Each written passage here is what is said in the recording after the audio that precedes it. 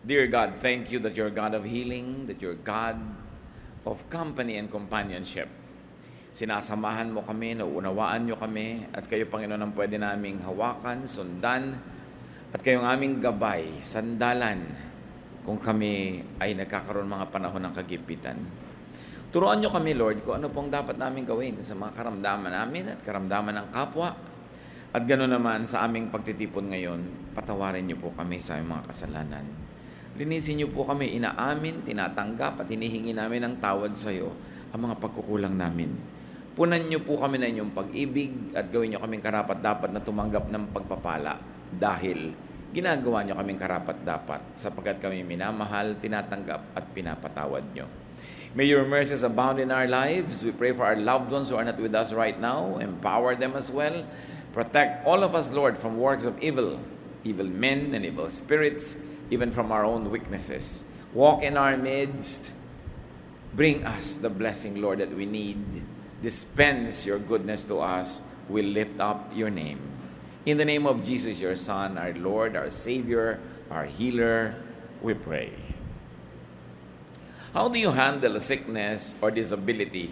At ang una nating pag-usapan, yung atin mismo sa sarili nating katawan, sa sarili nating kalagayan, yung dumating na, yung dumarating, nandyan, o maaaring darating pa, bagamat dinadalangin nating huwag.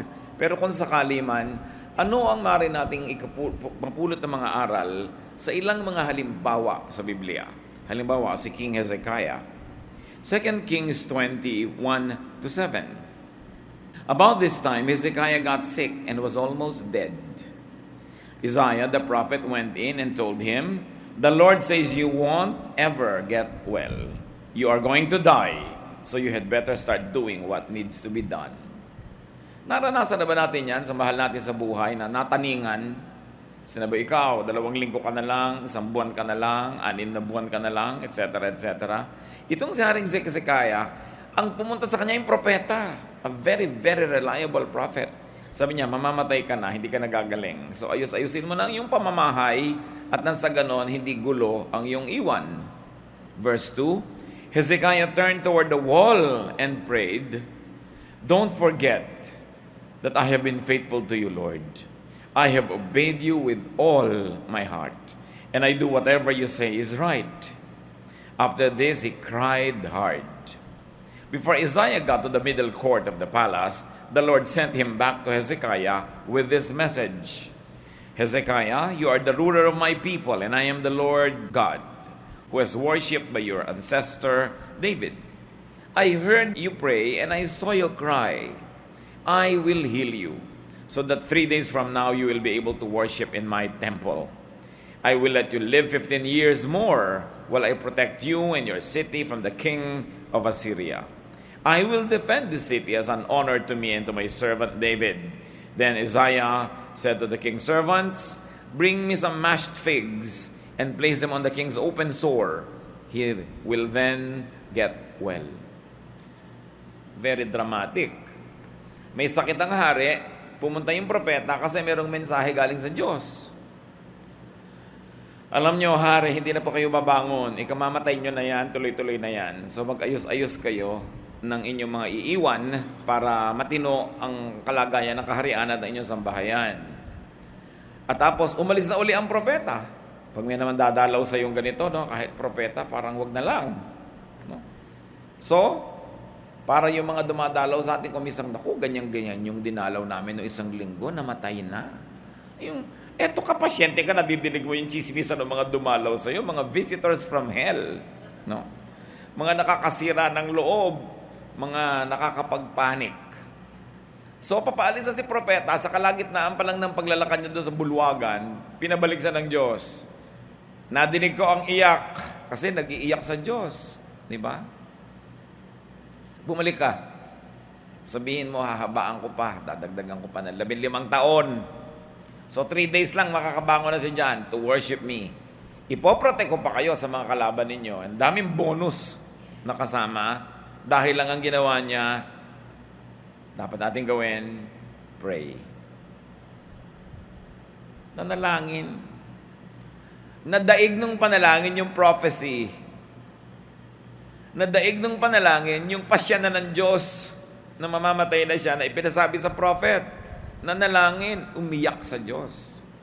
Kung meron tayong karamdaman, cry out to God.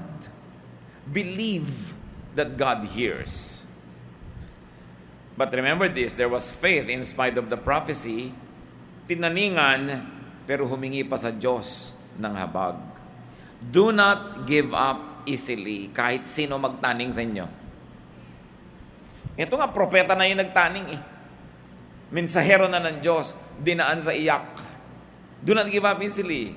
Kahit sino pa, ang doktor na nagsabing, naku, ganito na lang, ganyan. Huwag kayong mawalan ng loob. Dalhin sa Diyos ang kaso. No? Pero tatandaan nyo, may kakambal yun. Have heavenly deposits. Maraming deposito. Sabi, Lord, di ba lahat ng pinapagawa nyo sa akin ginawa ko? Lahat ng kabutihan ay binibili ninyo? Na ang pananampalataya ko ay gano'n na lamang at ako'y masunurin? No? So, there were deposits in the Lord's bank. And what were those deposits? Faith, obedience, and righteousness. Lahat po ng matuwid na ipinapagawa nyo, ginawa ko. So, please naman, Lord, extension naman. Sabi natin, oo nga, sige, okay, balik, prophet. No? Sabi, kakahiya naman, nag-prophesy na ako doon. Diba? Bumalik ka. Sige, sabihin mo, 15 years pa at may dagdag pang bonus. The Lord heard his prayer and his cry. Ngayon mga kapatid, kung iiyak-iyak kayo sa Diyos, may ungkat-ungkat naman kayo na ginawa niyong mabuti. No? Hindi naman tayo nakakapanumbat sa Diyos. Hindi pwede, baka makipagtuusan ng Diyos. Siyempre, talo tayo. Pero meron man lang kayong ma-withdraw sa ganito mga moments kasi meron siyang deposits. May pinagparoonan. The Lord heard his cry, his prayer, and the Lord changed his dealing with Hezekiah, and he would give him 15 more years, plus protection. At ano pa? How do you handle sickness or disability? Receive practical medication. Matapos sabihin ng Diyos na, o sige, dadagdagan pa natin ang buhay niya. Pumunta ang propeta, sabi niyo, madadagdagan ka pa, 15 taon. Tapos nagbilin siya, etong itapal niyo sa mga sugat niya, gagaling. Alam naman pala ng propeta ang itatapal, hindi ipinayo. No?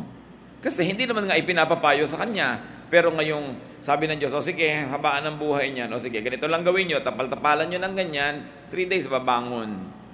He received practical medication. Hindi ko mo meron kang faith at naniniwala kang gagaling ka na, ayaw mo nang tanggapin. Diba? Sabi ng hari, ay sinabi mo na gagaling na ako, hindi ko na kailangan niyang gamot. Diba? Nagpagamot din siya. Ginagawa niya kung ano yung practical. Maraming mga tao, hyper faith ang umiiral, ayaw man lang gumawa ng natural at practical na paraan para siya gumaling. Tatandaan natin na ang Panginoon din ang Diyos ng kalikasan, He's God of nature. So when He uses natural things and natural law and even science, which is the product of the mind, and the mind is the product of God's creation, helpful din yun. Kailangan ginagawa mo kung ano yung pwede. Kahit pa nga, nananalig ka. Kasi yung pananalig, dadagdagan mo ng practical work, napakalakas nun. So, receive practical medication in spite of godly pronouncements. May isa pa si Job. Ang lusog-lusog. Dumaan sa pagsubok na balot ng kotakot-takot ng mga sugat, galis, at kung ano-anong mga kasakitan ng buong katawan. Job 2:7-10, Satan left and caused painful sores to break out all over Job's body from head to toe. Then Job sat on the ash heap to show his sorrow. And while he was scraping his sores with a broken piece of pottery, his wife asked, "Why do you still trust God? Why don't you curse Him and die?" Job replied, "Don't talk like a fool. If we accept blessings from God, we must accept trouble as well." In all that happened, Job never once said anything against God. Ito naman si Job, ang pagkakasakit niya talagang made in heaven. Pagsubok. O tulad naman ng prophet na ang sabi, mamamatay ka na, sabi naman itong asawa, kamot ka ng kamot dyan, kaskas ka ng kaskas sa mga galis mo. Sumpain mo na nga ang Diyos, tapos mamatay ka na. Wala nang pag-asa yan. Sige, pareho na naman nakakasira ng loob. No? At sabi ni Job, huwag kang magsalita ng ganyan na para ko walang utak. Ang dami nating natanggap na blessing sa Diyos. Buong puso nating tinanggap. Ngayon, ito binibigay. Ayaw mong tanggapin. Pag Diyos ang nagbigay, tanggapin. At hindi daw nagkasala si Job, ni nanisi o nanumbat sa Diyos. Now, how do you handle sickness and disability according to Job? Do not let people discourage you. Kahit ano pa sabihin nila, may relasyon ka sa Diyos, may pananalig ka, kahit hinuhusgahan ka ng tao, sinisira ang loob mo, huwag kang magpapadala. Especially, tulad nga na sinasabi natin, mga visitors from hell. Tulad na naman itong asawa na to. Sa halip na makatulong, sinabi pa, sumpain man lang ang Diyos. Ang lansa-lansa mo, nilalangaw-langaw ka dyan, mamatay ka na. Saan ka nakakita ng ganong asawa? Meron kaya ditong ganon? Di ba? Yung hirap na yung asawa, sinusumbatan pa, ninanag pa. No? Do not let people weaken your faith. Nung inubos si Satanas sa mga mahal sa buhay nitong si Job, namatay lahat ng anak, kaya naman pala itinira tong asawa, kakampi niya. No? Kasama niya magpapahirap kay Job. Nagtataka ka, namatay lahat yung buong pamilya, yung asawa na tira. Yung pala kakampi ni Taning. Do not let people drive you away from God. Yung mga nagsasabi sa inyo, godly ka, hallelujah ka dyan, pa-Bible ka pa, tingnan mo, ganyan-ganyan yung buhay mo, talikmukuran mo na yan, limutin mo na yan, huwag ka na magganyan, huwag kayong magpapadala doon. Accept God's dealings with you. God is God. He is supreme. He rules. He is sovereign. Hindi natin siya laging kayang maintindihan, pero lagi siyang tama. At napakahalaga na hindi magbabago, hindi manghihina ang iyong pagkapit sa Diyos, kahit parang ang Diyos mismo ang nagwawagwag sa iyo. Hindi niya gagawin yun, at kung gawin man niya sumandali, may hangganan according to the grace that He allows us to endure. No temptation, no trial comes to people without God's very exact measurement. At hindi siya nagbibigay ng lampas sa kakayanin nating dalhin kung magpapasya tayong magpakatibay at dalhin yon. At ano man mangyari sa ating buhay, do not blame God. And therefore, do not sin against God. Lalo kung nagkakasakit ka na, naghihirap ka na, nagigipit ka na, tapos makikipagkagalit ka pa sa Diyos, saan ka nalalapit? Mas hirap, mas gipit, mas dapat kumapit sa Panginoon kasi lalong siya lang ang natitira nating pag-asa.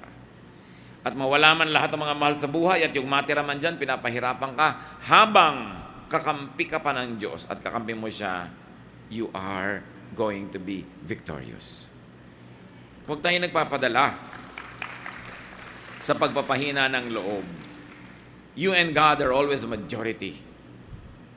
Kaya dapat, ito naman, ito pa nga nagdala sa akin kay Lord, ito pa nga ang inaasahan ko, ito pa nga inspirasyon ko, tapos ganito lang pala, manghihina ang loob ko. No.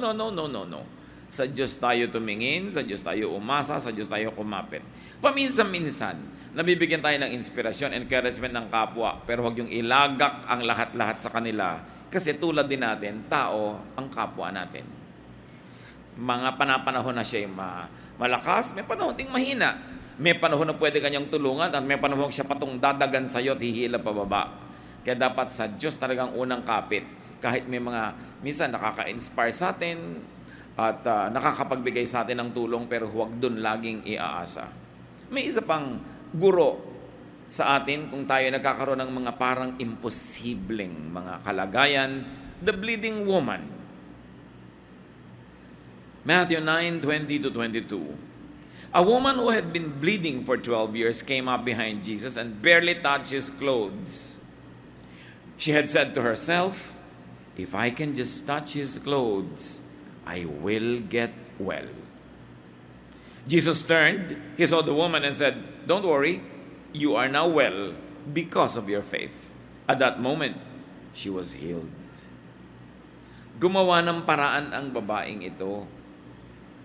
So anong dapat natin gawin mga kapatid? Kung meron tayong makaramdaman na saan mo man dalhin, hindi gumaling-galing, touch Jesus. Connect with God. At huwag kayong papayag na may pipigil sa inyo. Unang-una, she was bleeding. She should have not touched Jesus. Kasi she was considered unclean. Pero si Jesus yun eh.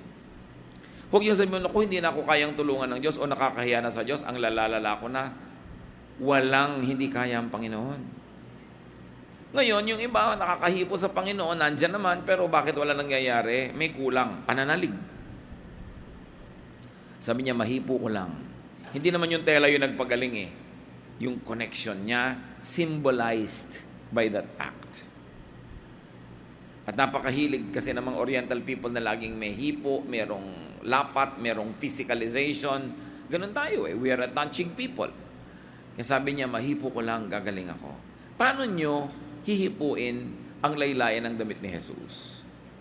Wala naman siya at hindi naman siya naglalakad sa ating paligid. Siyempre, when we pray, when we read the Bible, when we let the Holy Spirit explain to us the mysteries of God's words, and when we obey, we are touching Jesus. Pag tayo ay gumagawa ng mga gawain ng Panginoon, paglilingkod sa kapwa, pagtulong, we are touching Jesus because we are side by side with Him serving the people. What is the best way to fellowship with the Lord? To serve because the Lord serves. At kung invisible man ang Panginoon, tuwing naglilingkod ka, may ginagawa ka na gusto ng Panginoon na ginagawa ng mga anak niya, nandun ka, rubbing elbows with the Lord. Because pareho kayo ng ginagawa. So this bleeding woman has something great to teach us. Hindi siya karapat-dapat, kababae pa niyang tao, tas naubos na ang mga pera niya sa pagpapagamot, wala namang napapala. Ginawang last resort ang Panginoon. Siguro noon lang niya nabalitaan. Pwedeng gawing last resort ng Panginoon kung talagang hindi mo alam, you did not know any better. Pero dapat tayo nakakakilala sa Panginoon, siya na yung first resort. Siya na agad, hindi yung, wala na tayong magawa, mag-pray na lang tayo. Pray agad, yun ang una. Tulad ng ginawa ng hari.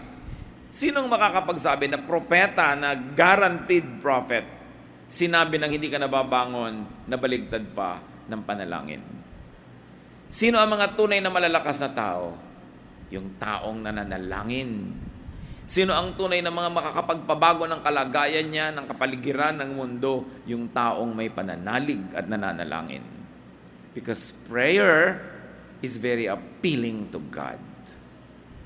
Hindi pinapaliwanag sa atin, pero hindi ma-resist ng Lord na makinig sa prayer. At nakikinig siya. Kung ang Panginoon ay laging nakikinig sa prayer, gaano naman tayo kadalas manalangin? Yung iba ang tamad pa, lagi nagpapapray sa iba. Text ng text, ipag-pray mo ko. Teka, ikaw ba nagpe-pray sa sarili mo? Papray ka ng papray. Diba? Kasi yung prayer, hindi ka lang humihingi sa Diyos, nakikipag-fellowship ka. At mahilig makipag-fellowship ang Diyos sa atin. Do what you can to connect with God. Sometimes you connect with God through singing. Pag kumakanta ka, talagang nakokonect yung spirit mo sa Panginoon. Hindi ba may parang halos himalayang musika? Kumakanta ka, lalo dinidibdib mo, may nangyayari sa'yo. Para kulang na lang umangat ka sa lupa dahil talagang nalilift up ka. So you get connected. When you read the Word of God, you get connected. When you meditate, you get connected. When you do Christ's work, you get connected. So believe in the Lord and believe in miracles. Sabi ng babae, mahipo ko lang. Naniniwala, walang kaduda-duda. Naganap. Kahit walang permiso ng Panginoon, nangyari. Kasi ang kapangyarihan ng Diyos, available, open to all. Hindi mo na kailangan lagi ipagpaalam. Dahil alam na natin ang kalooban niya, yung mabuti para sa atin. Si Saul, isang hari na who fell out of grace. Dati siya yung uso sa blessing ng Diyos. Tapos marami siyang pinaggagawa na wala yung blessing sa kanya. At hindi lang yon, nagkaroon siya ng grave and deep depression. Maraming mga psychiatrists at mga clinical counselors, ang basa nila sa nangyari kay Saul, it was what? Deep depression. Yun nangyari sa kanya. 1 Samuel 16:14 to 23. Ngayon, hindi na to sakit ng katawan, sakit ng isip at damdamin. The Spirit of the Lord had left Saul, and an evil spirit from the Lord was terrifying him. It's an evil spirit from God that's frightening you. Saul's official told him.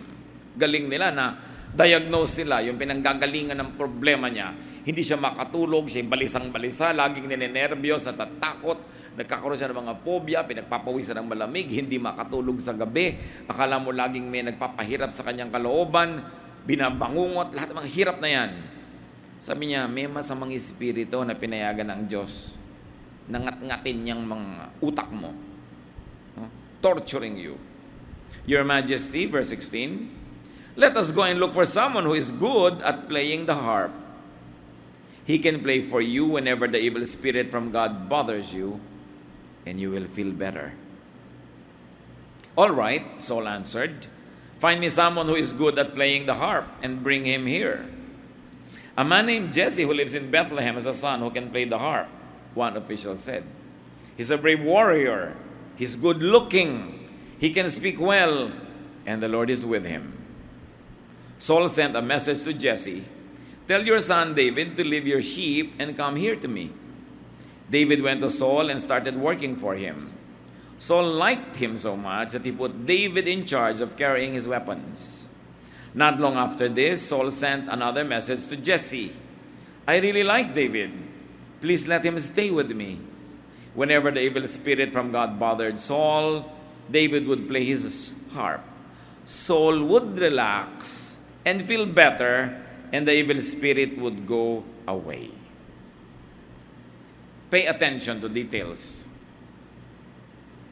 Sobrang depression ang nangyayari sa haring ito. Ang payo sa kanya, spiritual ang problema mo, or mental, or emotional. In other words, it's not a physical sickness. Ang kailangan mo, may mag-minister sa iyong spirito. Sabi ng mga tao, kailangan makahanap tayo ng magaling na musician. At pagka nagkakaganyan-ganyan ka, naririndi, natatakot, na stress, tutugtog siya. Marerelax ka. At pag narelax ka, lalayas ang masamang espiritu. At sabi nga ni Saul, sige, humanap. Nakita si David. Sabi, nakita na namin. Matapang. Siyempre, pag mahina loob mo, ang kailangan mo kasama buo loob. No? Yung sabi, huwag ka matakot dyan, ganyan lang. Yan, kaya natin yan with the Lord's help. Sabi, matapang, good looking. Alam niyo yung kagandahan, kung minsan minamaliit ng mga Kristiyano, di ba? Akala mo naman ayaw nilang gumanda. No? Pero, hindi lang pala talaga maganda, kaya binabaliwala na lang yung kagandahan. May ministry ang kagandahan. At syempre, physically, lahat naman maganda sa Panginoon, meron lang tayong standard na sinusunod. Yung iba tuloy nagmumukhang hindi maganda. Pero sabi, ito magandang lalaki. At masarap magsalita ito, masarap pakinggan. He speaks well. At higit sa lahat, kinakasihan siya ng Espiritu ng Diyos. Kita niyo yung mga qualification na pwedeng tumulong doon sa nababagabag. Ngayon, masama na loob mo, natatakot ka na, ninenervyos ka na, tapos yung asawa mo na hindi nagsusuklay. Hindi maganda. Di ba? Pag nakita mo, nagugulat ka, lalo't gabi. So, paano mong i-minister nang hindi ka maayos, mukha kang sa burayray, di ba? Tapos ikaw yung number one na ninenervyos. May sakit yung asawa mo, dinenervyos ko. Ikaw na nauunang naninigas doon. Paano ka magme-minister?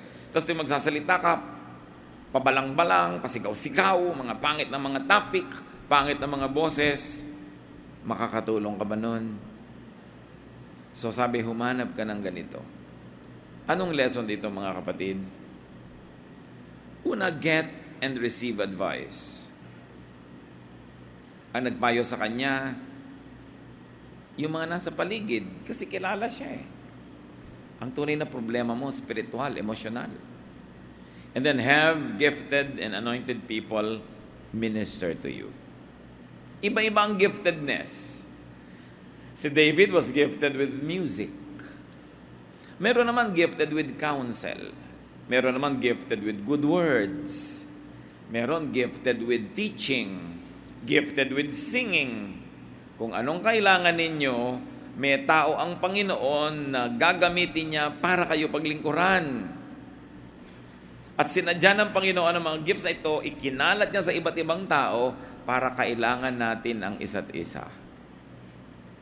Puwersado ka na umasa sa iba kasi yung kailangan mo nasa kanila. Kaya kung ano naman yung nasa atin na kailangan nila, yun naman ang binibigay natin. so that we will need each other, and upon needing each other, we fill each other's needs, then we become one functioning organism, one family. Yan ang kalooban ng Diyos. He gave some to be prophets, some apostles, some teachers, some evangelists, iba-iba. Kaya mahalaga yung fellowship, mga kapatid. Kasi it's only in the fellowship where all these gifts are complete and they can be ministered to you. And when you are absent from the fellowship, you cheat all of us. Why? Because you have a gift that God has designed that you give to us. And we have a gift that we give to you. Tulungan. Kung anong pangangailangan ng kapatid, ibinibigay mo. Yung kailangan mo naman, ibinibigay din ng kapatid. Bakit naman mo si Kero ang kailangan nitong si Saul? Kasi nga, wala siyang peace of mind. Kailangan niya ng therapy. Kailangan niyang mapayapa, mapanatag. Sa ganitong uri ng mga sakit, mga kapatid, sakit ng isip, sakit ng damdamin, sakit ng emosyon, what we should do? Relax. Kaya ngayon, ang dami ng mga spa, ang dami ng mga kung ano, kasi yung stress ng city life, kailangan mo ma-relax. Ang mga paa natin, lagi nakasapato, so hindi na namamasahe yung mga nerve endings sa talampakan, na kung taga-probinsya ka at naglalakad ka araw-araw sa batuhan, hindi mo kailangan ng foot spa. Kasi acupressure yun na natural. Di ba? Hindi mo kailangan magbayad sa spa para mag-jacuzzi kung naliligo ka sa ilog. No, na dinadaan-daan ka ng mga malalaking agos at kuminsan may kasama pang mga palapa ng nyog. No, talagang natural lang yung scrubbing. Kaya napakapalad ng mga nabubuhay ng malapit sa kalikasan. Pero pag nasa city ka, everything is artificial. You need to recreate soothing, relaxation, and relaxing activities. Pero dito, nakita natin mga kapatid, ano ang gamot? Surround yourself with pleasant things. Hindi lang ito gamot, prevention din. Kaya niyong pabanguhin ang bahay niyo, pabanguhin niyo. Ang tawag dyan, aromatherapy. Kasi ang maamoy ng ilong mo, diretso sa brain. Brain agad. So, syempre, alam nga namang ma-relax ka kung ang naaamoy mo, saksakan ng sangsang na baho. Diba? Kung ang naaamoy mo, parang humahalimuyak na sampagita o hasmin, ilang-ilang, kahit mainit ang ulo mo, lalamig. Lalo't ang naamoy mo, pagkabango-bangong ginisa. Siyempre, sasarap ang gana mo dahil may naaamoy ka. Kaya yung mga tao, gusto nyong malayo kayo sa maraming sakit, simple lang, pabanguhin nyo yung kapaligiran. Huwag lang sobra dahil namamatay yung sense natin ng pang-amoy pag sobra. Ayusin mo, pagandahin mo. Di ba si David sabi, magandang lalaki yan. Pagandahin mo ang iyong bahay, pagandahin mo ang arrangement ng iyong mesa. Yung makita mo palang yung mesa mo, ang gulo-gulong parang sumabog, wala namang granada, magkakasakit ka. Yung pagbukas mo sa cabinet, napakaburara, gulo-gulo. May pusa pa sa loob. So, paano ka gagaling nun? Kailangan maayos. Ang Diyos maayos eh. Ayusin mo pa lang ang iyong buhay, ayusin mo yung bag mo, ayusin mo yung buhok mo, ayusin mo yung kapaligiran, gagaling ka na. Yun ang pinayo, hindi naman kung ano nung mga mahirap gawin eh. Tugtog lang. Kasi, bantayan nyo yung sabi sa verse, then you will rest, and after you have rested, the evil spirit will leave you. Hindi, the evil spirit will leave you, then you can rest. No, rest, and the evil spirit will leave you. Kailangan ipinapahinga natin ang ating isip, ang ating katawan, sapagkat yung pagod na isip at pagod na katawan, playground yan ng mga impakto. Pag lagi kang aligaga, lagi kang nagmamadali, lagi kang nagrarush, laging pagod na pagod, kakasakit ka. Mainit ang ulo mo, lagi kang galit. Kaya sabi, learn to relax. On the seventh day, God rested. Diyos ka, nagre-rest. Pero alam niyo yung rest ng Panginoon, hindi naman yung natulog na lang siyang ganon. Kasi ginawa niya yung kanyang creation, on the seventh day, in-appreciate niya. So may gagawin ka, appreciatein mo ngayon. May nuluto ka, kakainin mo ngayon. Meron ka nilabhan, pinladya, isusuot mo ngayon. Kailangan pakinabangan mo because beauty ministers. God is God of beauty. And when we say beauty, we don't mean a certain standard of what is physically beautiful in a person's body. Alam niyo yung beauty, basta may harmony, may balance, beautiful yun. Maghahain ka nilang, tuyo lang yung ulam mo, may kamatis, lagyan mo ng floral formation. Hindi basta mo lang itinambak doon, itong tuyo. Diba? Wala ka art. Kailangan masaya, maganda. Find comfort, find therapy, and find beauty. Ngayon, mga kapatid, dapat tayo yon, yung parang si David. Pag tinitingnan ka ng tao na i-inspire, kasi maganda kang tingnan. No? Hindi nagmamantika ang mukha mo. Yung pinapahid-pahiran mo man lang ng kung ano yan para mukha kang bagong pahinga kahit pagod. Yung hindi pagka naamoy ka, talagang hindi na siya hihinga, di bali nang masuffocate. Huwag ka na lang maamoy. So, we minister to people. Yung paglilinis mo sa katawan mo, sa environment mo, ministry yan. Hindi lang yung pagkanta sa choir o pagpipreach ang ministry. When you enable people to rest and find beauty and inspiration, that is a very special ministry. Importante, lalo kung kayo asawa. Di ba? Yung magmi-minister ka, syempre. Magagargle ka man lang. Hindi yung alam nyo yung mga diwata sa Ilog Cosito na nakamamatay ang baho ng hininga sa Florante at Laura. So, kailangan hindi ka ganun. Lalo't meron kang kapartner sa buhay. Marami kasi mga kapatid, pagka matagal na mag-asawa, hindi na talaga, walang ka-hygiene. No? Yung nakahiga, kain ng kain, makakatulog na lang. My goodness, can you imagine kung anong amoy niya mamayang alas 4 ng umaga? Tapos good morning sa'yo, talikod ka naman ng talikod. Sumasama naman ang loob. So kailangan minister through beauty. When sick or disabled, do this. Get these things. And when ministering to the sick or to the disabled, provide this. At may isang mahalaga dito, whether or not you are the caregiver or you are the one being taken care of, put your house in order. Yan ang 10. Put your house in order. Always. Napakahirap nung may sakit ka, tapos may ipinapakuha kang gamot sa kasama mo sa bahay, hindi niya malaman kung nasaan dahil ang gulo. O kaya nag-aagaw buhay ka, hindi pa malinaw sa mga tagapagmana mo kung sino ang mamana nito at noon. May bank account ka, hindi alam ng mga mahal mo sa buhay kung nasaan, anong number. Nakakadagdag sa stress mo yon. Kaya ang sabi ng propeta, mamamatay ka na, put your house in order. Huwag kang bigla mamatay, ayusin mo yan, parang iiwan mo maganda. Nakakadagdag ng ating dalahin sa loob kung hindi malinaw ang mga bagay-bagay. So put your house in order. Do your best, pray your best, and leave everything up to God. Aming Diyos. Salamat dahil meron kaming pwedeng lapitan. May mga mahal kami sa buhay, may mga espesyalista, may mga doktor. But above all, nandyan po kayo. Dalangin namin, Panginoon, yung kapangyarihan nyo, lumukob sa amin, pagalingin nyo po kami sa aming mga karamdaman. Mga kapatid, magsayuko tayong taimtim sa Panginoon. Sino man ang may karamdamang mabigat, ilapit nyo ngayon, humingi tayo sa Panginoon ng kagalingan. Yung Diyos ni Hezekiah, Diyos din natin. Yung Diyos ni Job, Diyos natin. Ang Panginoong Yesus, the same yesterday, today, and tomorrow. Sa ilang saglit ng katahimikan, manalangin kayo para sa kagalingan ng inyong sariling mga katawan. Sa susunod, ipapanalangin naman natin ang mga mahal natin sa buhay. Pero ngayon, I'd like you to pray for yourself. Kung ano ang inyong karamdaman, lalo't mabigat ito, ilapit ngayon, ihingi ng himala sa Panginoon.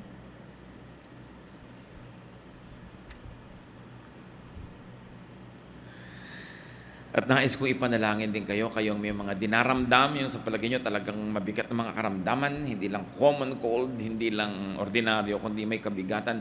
We're going to pray, we're going to ask God to touch your body. We're going to ask God to move in our midst and do what is good at. Yes, say, Lord, I want your healing. I want your touch right now. Dumadalangin ako, Panginoon, kayo lang ang tunay na walang mintis kung magpagaling.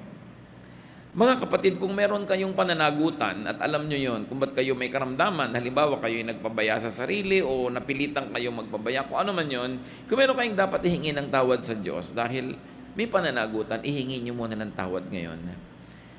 Makipaglinaw sa Diyos at sabihin ang inyong mga pagkukulang kung bakit dinaranas ang karamdamang ito. Yun naman ay kung meron kayong alam, lumapit sa Diyos, humingi ng tawad. Maya-maya mananalangin tayo sabay-sabay.